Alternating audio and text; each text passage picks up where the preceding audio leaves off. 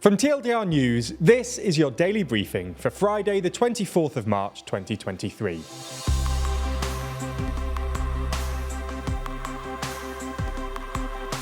Good afternoon. In today's Spotlight story, we run through the ICC arrest warrant for Vladimir Putin. This isn't the only thing happening in the world though, so we'll run through three of today's other important stories. And in our exclusive Nebula section, we look at just why time might be running out for TikTok in the US and elsewhere. But first, is Putin going to be arrested? Last week, the International Criminal Court, or ICC, issued an arrest warrant for Russian President Vladimir Putin. The court said in a statement that the warrant was issued over Putin's involvement in unlawful deportation and transfer of children from occupied areas of Ukraine to Russia. The court was created in 1998 and entered into force in 2002.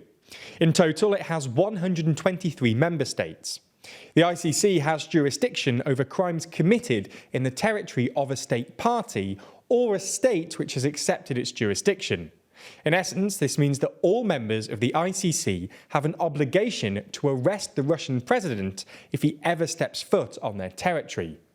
It's important to point out that neither Russia nor the United States are members of the International Criminal Court.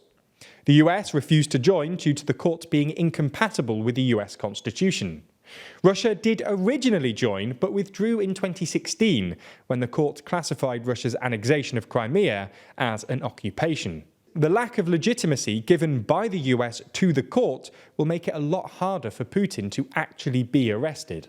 Speaking about the arrest warrant, Russian Foreign Ministry spokesperson Maria Zakharova said on her Telegram channel that the decision of the International Criminal Court have no meaning for our country, including from a legal point of view.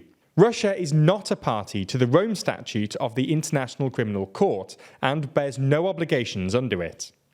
In any case, whilst the arrest warrant isn't going to change anything in Russia, it's already causing headaches for Putin and his allies. A summit of BRIC nations, so Brazil, Russia, India, China and South Africa, is set to be held in August in South Africa, who is a party to the Rome Statute, which is the statute that created the International Criminal Court. And whilst Putin has yet to decide whether he'll attend, South Africa is already in the process of taking legal advice on how to handle the warrant if Putin does decide to come. Later this week, top Russian official Dmitry Medvedev called out this decision by the ICC and said any attempt to arrest Putin would be considered a declaration of war against Russia. In fact, he went further, suggesting that Russia would attack any country that tries to arrest the Russian president. Now, it's worth pointing out that it remains unlikely that Putin will be arrested. Okay, so that's our main story for today, but there is a lot more going on around the world.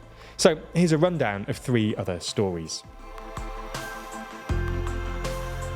The UK's education watchdog, Ofsted, has come under fire, with teachers and school leaders calling for it to halt its inspections of schools following the death of head teacher Ruth Perry, who took her own life while awaiting an Ofsted report that downgraded her school to inadequate.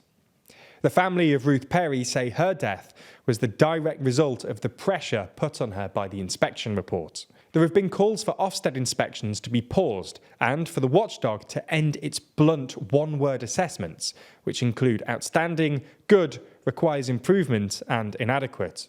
The Suffolk Primary Head Teachers Association said Ofsted was a Damoclean sword hanging over dedicated professionals for months and years on end. Ofsted has expressed deep sorrow regarding Ruth Perry's death, but said it won't pause inspections, as doing so would not be in the children's best interests.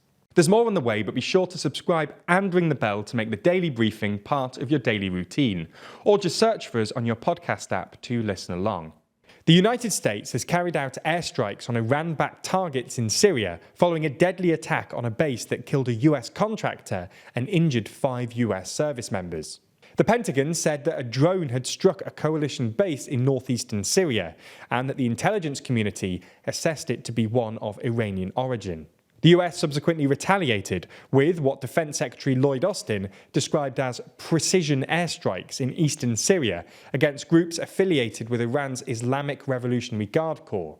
At time of writing, Syria and Iran have not yet reacted to the US strikes. However, the foreign minister of Qatar, which often acts as an intermediary between the US and Iran, has reportedly spoken to both US and Iranian officials separately. North Korea claims to have tested a new nuclear-capable underwater attack drone that, according to state media, can unleash a radioactive tsunami. State media agency KCNA said the drone, which it described as a secret weapon, cruised 80 to 150 meters underwater for over 59 hours before detonating a non-nuclear payload off the east coast of North Korea. The drone is intended to make sneak attacks to destroy naval strike groups and ports by creating a large radioactive wave from an underwater explosion. The announcement of the test on Thursday came as the US and South Korea finished up their largest joint field exercises in 5 years, something that North Korean leader Kim Jong-un has warned against. Analysts have expressed skepticism of the claims made about the recent test. As usual, we'll end the main section with some positive news, this time from the US, where President Biden has designated a new national monument in southern Nevada, meaning more than 506,000 acres of land will come under federal protection. The R.V. Kwame National Monument is the largest to be created under his presidency, and is a victory for the Fort Mojave Indian tribe, which has been calling for the sacred area to be granted monument status for decades. Before we go, we have a big announcement. Our show, This Week in Parliament, has returned and is back on this weekend. Take a look at this. Every week, a lot happens in Parliament. Debates rage, bills are discussed, and laws are introduced. So it's easy to feel like you don't know what's going on in the chamber. Order! We lift the lid and tell you what happened this week in Parliament. This Week in Parliament, our weekly rundown of what's going on behind the doors of Westminster, returned last week to Nebula, where you'll find extended and ad-free editions of the Daily Briefing every single day. That includes today's extended Daily Briefing, which features our discussion of the battle over TikTok.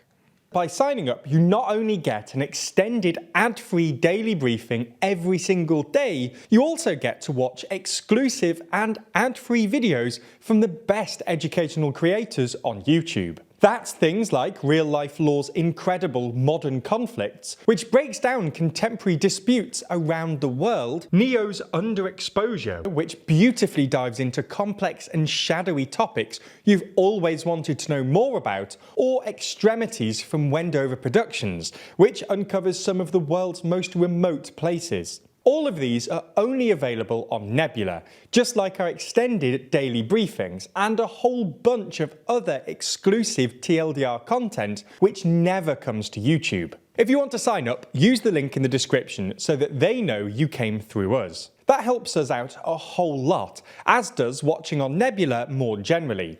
So thanks for signing up, and we'll see you on Nebula.